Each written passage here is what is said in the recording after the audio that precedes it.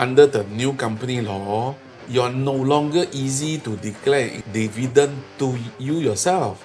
In the past, it's easy to declare dividend, but under the new company law, you must be profitable company, then only you can declare dividends. First thing, not easy already. Bad market also have chances to make money. Good market, you may also have chances to lose money. Your money can take risk or not. Do you have enough time to recover?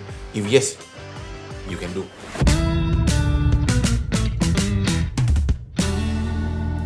Apa khabar semua? Welcome to Sembang Finance. Hari ini saya ada tetamu khas, Encik Derick Tan.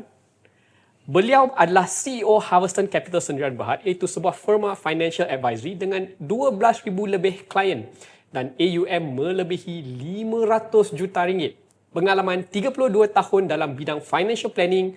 Dia adalah registered financial planner, chartered financial practitioner, chartered life practitioner, berlesen dengan Bank Negara dan Securities Commission. Beliau juga adalah bekas Presiden Association of Financial Advisors Malaysia, speaker dan juga penyumbang artikel dalam topik financial planning. Dia juga adalah pemenang International Dragon Award kategori individu dan kumpulan selama 18 tahun berturut-turut. So, hari ini kita ada guest yang sangat istimewa. Welcome to the podcast. Terima kasih, Wilson. Financial planners are a very misunderstood bunch.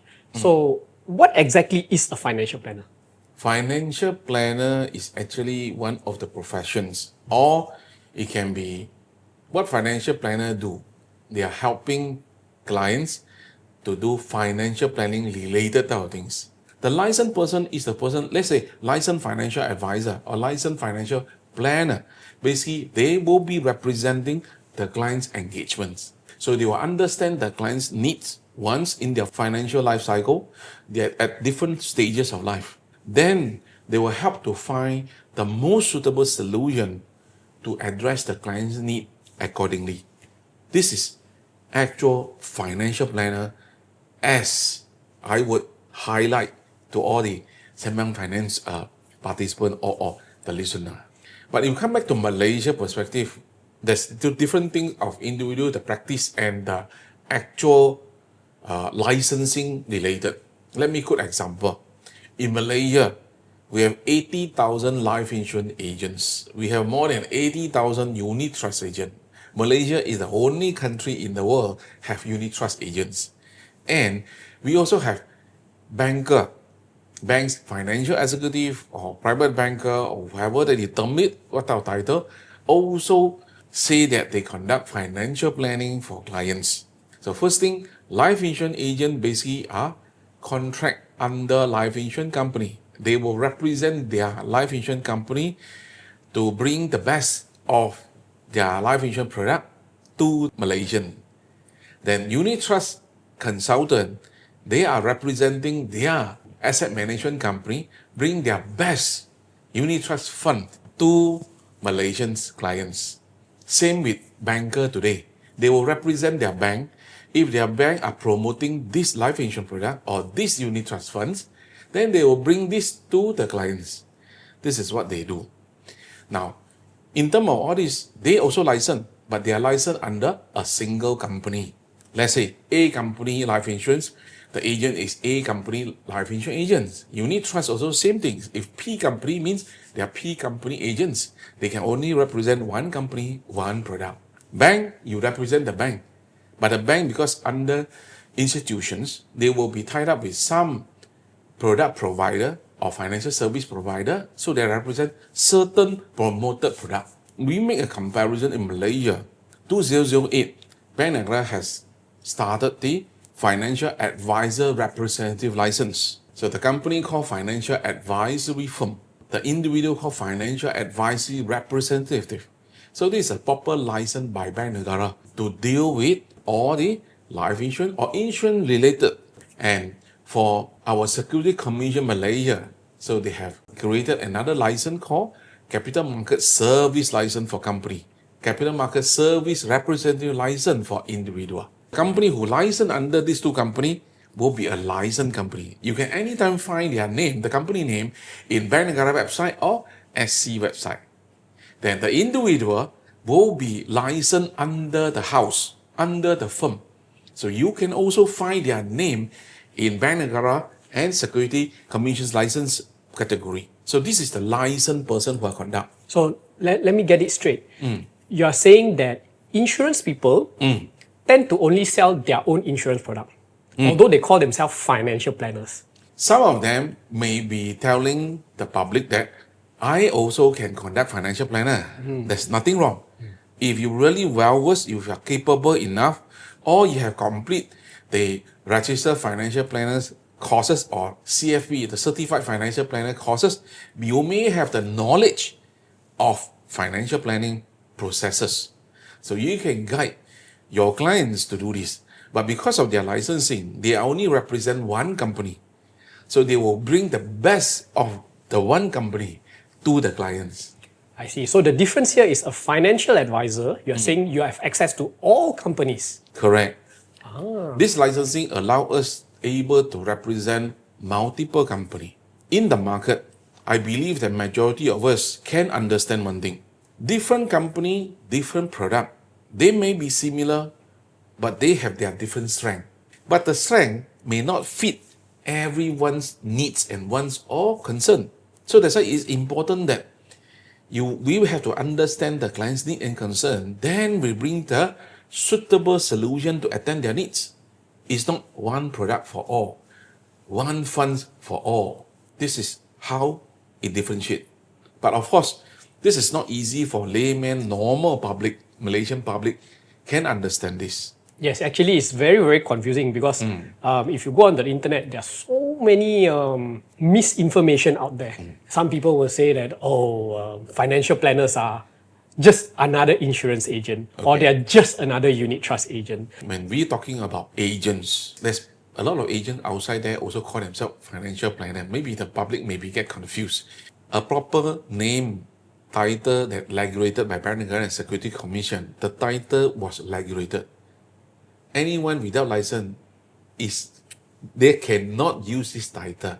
Example, for Bank Negara side, financial advisor representative. The name is called financial advisors representative, or short form you call PFAR. That is approved or licensed. This is regulated. Not anyone can use this. Same with SC side. The licensed financial planner, it was a regulated word. So if you are not licensed, you cannot use this. Yes, we may observe in the market, life insurance agent also use this name, unit trust consultant also use this name, but bank is different. Bank is exempted. They can use this title, financial planner, but they usually don't put their license because they are exempted. For life insurance agent, they cannot use this thing. They have their proper name to do. Previously called life insurance agent. Now they may call life planner. Commonly use this name. For unit trust consultant or unit trust agent, the proper name is unit trust consultant. This is regulated as well. So public should be easily to understand this. Yes, there's too many people, too many in the social media are promoting themselves in this way. So to be simple, you go to Bank Negara website, you go to SC website to check out their name. Then you know. Okay, Derick, just want to ask you, do you need to be a rich person to see a financial planner? Can I just go and see a financial planner like I see a doctor like that? Go to a panel clinic and then you just engage some financial planner services. Financial planning is not the privilege of the rich only. Financial planning is for people who need assistance in this, especially few criteria. First one, if they have high liability, financial liability, like loan, too much of debts, maybe you need to look into this. Not the one that almost go to bankruptcy, then approach AKPK only. No. While you understand that I have housing loan, I have car loans, shall I buy another house? Then I will end up more loans. If you are capable to get loans, are you capable to repay your repayment? What about your living expenses? So if people who are not well versed in this area, they may need an assistant from financial planning to look into the overall matter, not the product, not buying the product only. What shall they take care? Another criteria of people is people who have high family commitments. Example, the children are young. The wife may be working, especially in Klang Valley, majority of family are dual income earner. But the both of the income is needed for the living expenses, for the children's expenses, correct? Now, if I were to do something extra, example, I don't own a house now. I plan to own a house. Let's have the whole family stay in. So you must plan your financial rightly. Then only you build up your credit line so that you are able to get bank loan. Then you can own a house. This is part of that as well. It may not be end with a product, any product or anything to buy. You must start with that. Then you plan from there. There's another thing is when I have too much of resources, that one will be a bit rich people. How can I maximize more?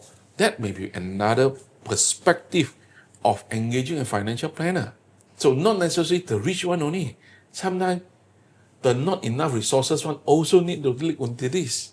Well, one of the worries though is that it's going to cost a lot of money to see a financial advisor.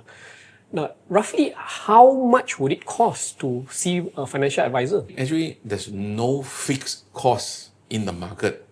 Currently, this channel, we don't have fixed cost. Example, when we will consult a lawyer, we knowing that the lawyer is going to charge us consultation fee, time cost, and the execution fee. But any fixed cost, yeah, the lawyer, the legal practice side already have some table to come out. Let's say dealing with buy-sell contract, how much is it going to be, disbursement, how much, my consultant fee, how much, it may be there. Example, we go for medical side, the doctor will have consultation fee, medication fee, and those equipment needed like tests, whatever events, investigations. But for financial planning, this channel is still new. There's no fixed cost.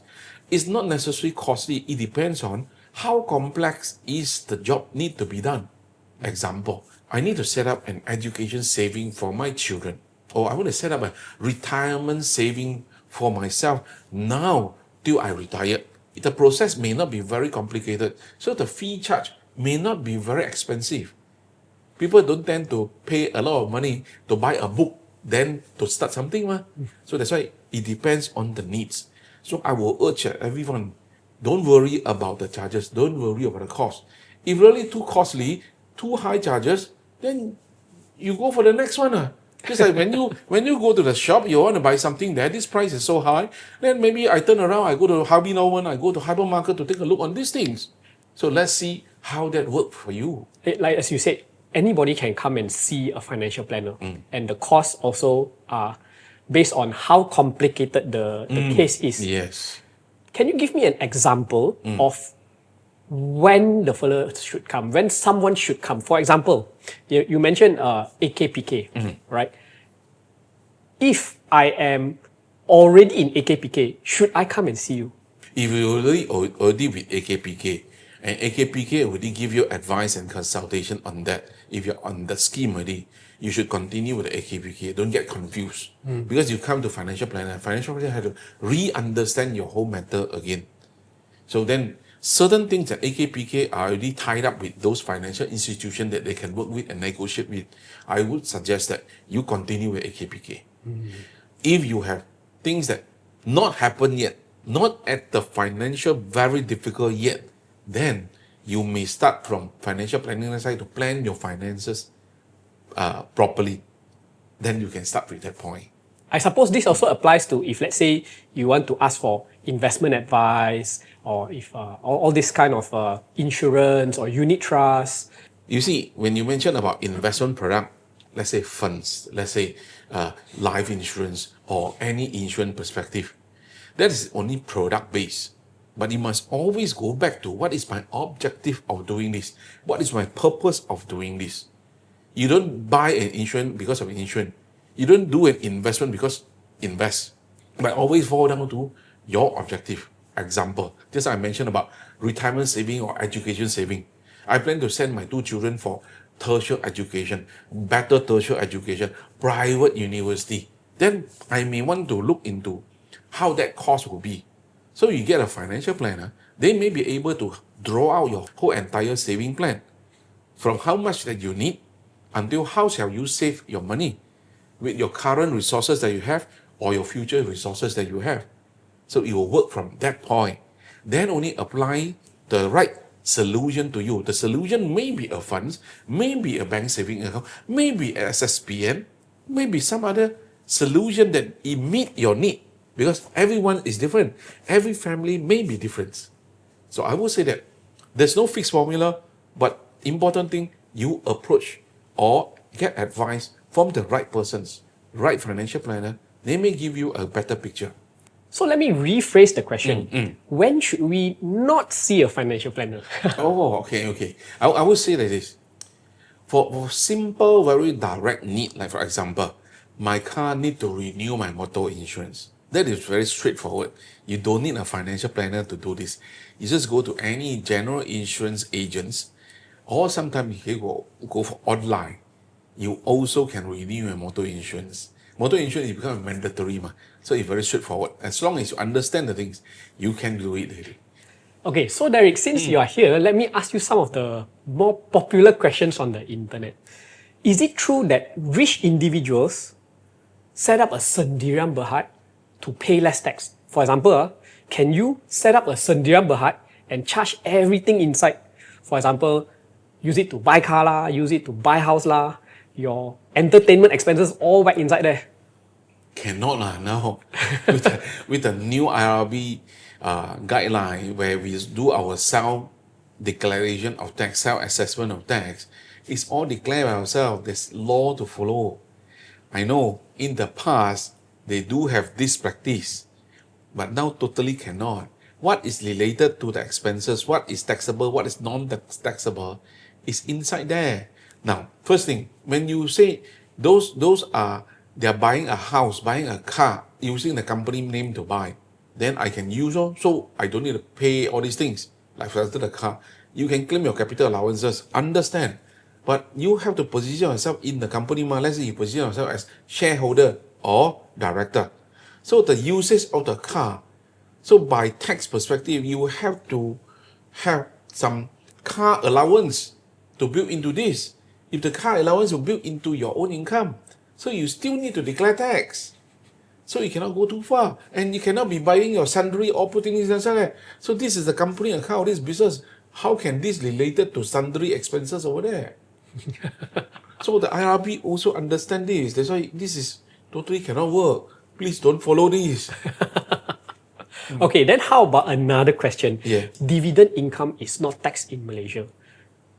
So what happened is a lot of small to medium business owners, they don't pay themselves a salary. Instead, they declare dividend banyak-banyak. Then that way, I pay very little tax. Can or not? Very smart. But the problem is, under the new company law, you're no longer easy to declare income dividend to you yourself.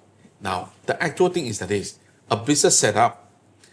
After you minus your expenses, after your P&L, it show profit after tax. Then the profit you can use to declare dividend. In the past, it's easy to declare dividend, so you can do this. But under the new company law, you must be profitable company, then only you can declare dividends. First thing, not easy already. Yes, if you're able to declare dividend received, the recipient don't need to pay tax because the dividends was paid tax already earlier during the company. So this is correct way. But the problem is, when you do this, then you deem like you are receiving dividend. Dividend is not a definite income. It's going to affect your credit line. The actual salary is a fixed income. So when you go to bank to get a loan, people are looking at your credit line. How much is your fixed income? And dividend is when your company making profit, baru you can get dividends. Then it will be affect your credit line. Is it good? It very much depends. And you cannot purposely go and create a company and go and declare dividend. So if you are already in the business, you still can do this. But nowadays, not easy. Remember, it must be profit after tax. Then only you can declare dividends. So this is the consideration point. For someone in Malaysia who truly wants to pay less tax, what is the right way to do it? Let's say from an individual's perspective, or let's say from a business, small medium business perspective. Okay, let's talk about individual perspective. Individual perspective, Inland Revenue already give us a proper tax relief structure. Revisit all this proper tax structure. Take advantage of this thing. This is given one. You are not average tax. You just need to do a proper tax planning only. Example, you are very active, athletic type of people. You like exercise, all these things. In the tax relief, one of the item, as I can recall, the sport item is things that you can use to enjoy this. That's why you buy your sports shoe, you buy your all this equipment, as long as qualified to the tax relief, then you enjoy this. Your medical expenses, your EPF contribution, your insurance, your parents' medical expenses. It's a proper tax relief given by government. Make use of that. How many of us really look into all these things? But as I understand, majority not. Unless you engage a tax advisor, the tax advisor will teach you all this matter. Actually, this matter is already in your tax relief table. Now, the next one comes to the company. Same thing. Company has company allowances, there's company tax relief range. So make full use of that. Anything you use for the business related, you are able to enjoy tax relief. Example, like when I get a loan for my expansion of my business, the interest, I can get some deduction from there. So a proper tax planning is the most effective way to enjoy the rightful tax relief rather than evade tax. Don't evade tax, because someday it will come back to you. Now RRB will say, at least every 7 years, you may have chance to get audit once. Do proper tax planning. Okay, I would like to pick your brain a little bit on your investment philosophy. So, what do you think is the best way to make money? Let's say you only have 10,000 ringgit in your bank account. What is the best way to use this money?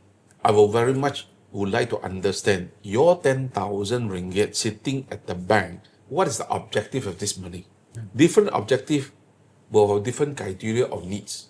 If this money is only for short term, within a year, I need to use this money later, then I will strongly suggest that you don't invest. Stay in your bank, because no point going to take as unnecessary market risk. In the end, when didn't make it, then you may have to lose your capital. Just like this recent 2-3 weeks, the Trump strategy will scare a lot of people. So your money go and invest earlier, you may have some downfall at this moment. And so happen that you need to use money now, how to recover. So it always boils back to what is your objective of this money. And this money, how much time you have to keep saving or invest. That also matter, because why? Market is always volatile. It won't be you go in today, tomorrow sure go up. What happened? It go down. So do you have enough time to recover? It depends on your risk appetite as well. Can you take risks? If this money can stay for long, at least the first criteria you must think. When I place today, volatile market, it go down. I have enough time for this to recover back, then you are okay. Because anything aggressive, it may be related to better return, good returns, but risks are also high. First thing, you must judge, can you take risks? Your money can take risks or not? Do you have enough time to recover? If yes, you can do. So actually, this is one of the very good cases of when you need to find a financial planner. Yes. At least the financial planner will understand you more, help you to think about this, whether how to enter. Bad market also have chances to make money. Good market, you may also have chances to lose money. Not say all the market will make money. Anyhow, it depends on what is your objective and how far can you go. All right, Derick, just want to ask you, throughout your career, 32 years in financial planning, what is one of your most difficult or, let's say, interesting cases you can share with us? Well, I would like to share one very typical, very interesting case. 2-3 years ago, I was engaged by a youngster who are aged, at that time, around age 30. Single, not married, have parents, and no girlfriend yet. Okay, now he engaged us to help him to set up an education saving for his future children. You will wonder, how can a person, single, not married, no girlfriend yet, wanted to set up an education saving for the future children? Some people not even start to save today by ourselves, but this one will save for future children. In my practice, I will understand the client first, what they have in mind, what is the actual purpose. Then throughout, then he shared with me. He graduated from private university in Klang Valley. He was from outstations. So those years, when he finished his STPM, he tried a good result, straight A, and happened to get offer and scholarship by our local U. But even you get a scholarship, even you get offer from university, but it may not be offer the right course that he want to study. So in the end, his father feel that he should pursue what his dream, what he want to be. So the father say, son, don't worry about money, you just go ahead, go for private. But go for private is going to be very expensive. There'll be not easy to get scholarship to be covered. In the end, he found the course that he wanted to study in Klang Valley, one of the private university. Thank God, get some portion of scholarship, but not full. So the father, a small family, a small, simple family at outstation, need to work 3 jobs. Morning get a full-time job, then after that, all the night time, go for petrol that's still open 24 hours to get a job there. The off day, still pick up some delivery job to do. So in his mind, I don't want my children to be suffer in this way. I also don't want me to be suffer in this way. So since I'm okay now, I better start to prepare. Children education is very important for him. Thanks for that sharing. Yeah. Okay, now I would like to ask you, to be a financial planner, must you be very smart or not? Smart in what sense? Like, because obviously financial planners have to advise a lot of people, and you know there are a lot of very smart people outside there. Must you be smarter than the smartest person? I would say that not necessary. I would say that to be a qualified financial planner, to be engaged by clients, first thing, you must be the person that understand what is life all about, understand what is people's living all about. In our entire life journey, there's many life event will happen. Every life event will affect a person's finances. Since I'm in this line, so I'll focus in the finances. The rest of the personal matter I don't touch yet. But the finances will come in at different stage. We as a financial planner, we must understand people's condition, people's situations, when they have this need, when they have this concern. Our job really need to do is represent the client, understand the client, help the client, lead the client in front.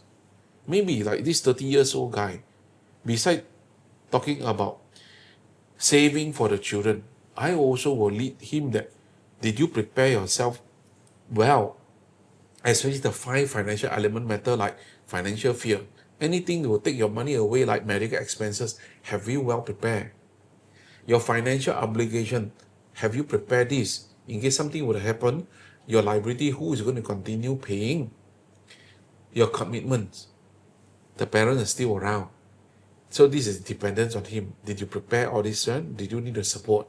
Yes, you are doing your financial dream for your future children, but you must have all this prepared. That's why I guide the client in this way. That's why for me as a financial planner, the best thing is you know your client, understand your client. That's the most important things. It seems like this process is a very lengthy process to get to know your customers and come up with a solution for them. What is the workload like of a financial planner? Busy or not? I don't say that is busy. That is part of the process of my job. I have to spend time to understand people. New engagements, usually the first appointment, first meeting, initial meeting, we will openly discuss. I will tell them, you have to let me know about you, share with me what you're thinking, what is your thought. Then I'm able to assist you effectively. So a lot of time conversations started. then we will have to do a processing, understand the whole thing, what type of solution to apply that can accommodate this person's needs, fear, concerns. Then we see how that will work. And then finally we'll look at the costing.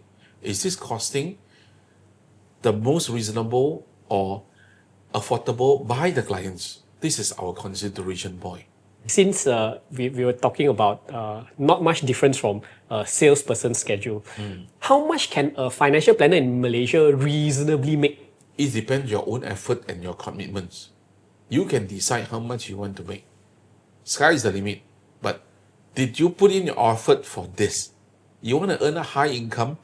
Basically, you have to have more clients or more high-end clients so that the solution can be more sizable, so that your income also can be sizable. So our compensation coming from two areas. One, advisory fee. Two, maybe some product solutions, compensation like commissions, like some of the long-term recurring income type of things that we need to continue handhold client for long-term. That's the advisory fee that come along. So that's why it depends on how much you are looking for in your career building. Income is something that you decide how much effort you put in, how much commitment you to the client, how well that you can manage your clients. That will be well compensated.